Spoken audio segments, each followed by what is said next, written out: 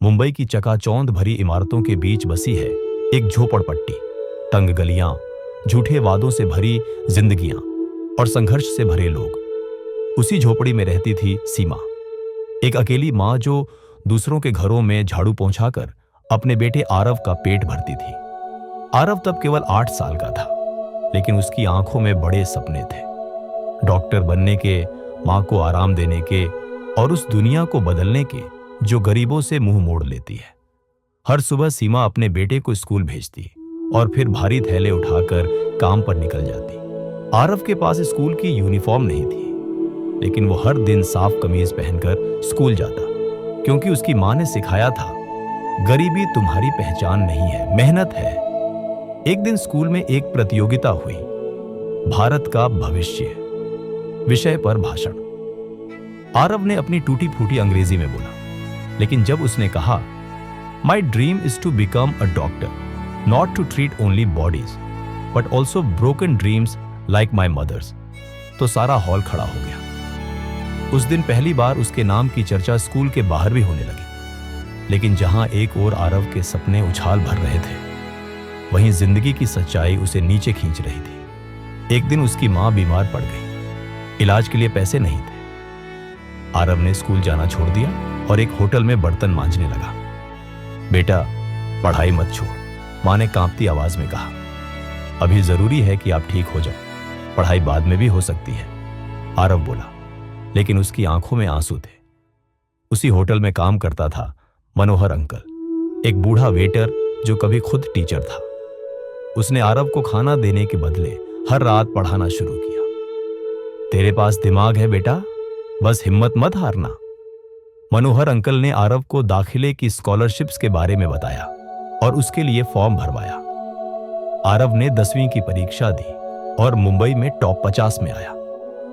School ने उसे scholar of the year का अवार्ड दिया। उसकी मां को मंच पर बुलाया गया। पहली बार सीमा ने मंच पर कदम रखा। मेरा बेटा मेरा सपना पूरा कर रहा है, वह रोती हुई बोली। आरव को मेडिकल एंट्रेंस के लिए कोचिंग की जरूरत थी, लेकिन फीस 1 लाख रुपये थी। उसने दिन में होटल में काम किया, रात में पढ़ाई। वो कई बार सोते सोते रोता, लेकिन हर सुबह खुद को याद दिलाता, मां के सपनों को हारने नहीं दूंगा। एक दिन एक एनजीओ उसकी कहानी सुनकर आगे आया और उसकी कोचिंग स्पॉन्सर कर दी। एनआईटी परीक्षा का दिन था, लेकिन सुबह उसकी मां को दिल का दौरा पड़ा। वह उसे अस्पताल ले गया। डॉक्टर ने कहा, ऑपरेशन करना पड़ेगा। आरव ऑन ऑपरेशन के लिए जरूरी पैसे जुटाने भागा गया।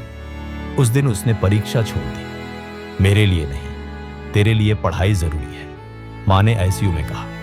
नहीं मां, आप ज्यादा जरूरी हो। किसी भले डॉक्टर ने उसकी मां का इलाज मुफ्त कर दिया, क्योंकि वो आरव को पहचानते थे उसके भाषण से।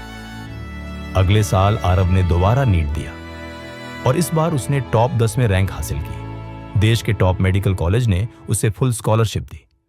मुंबई की वही झुग्गी आज गर्व से मुस्कुराई।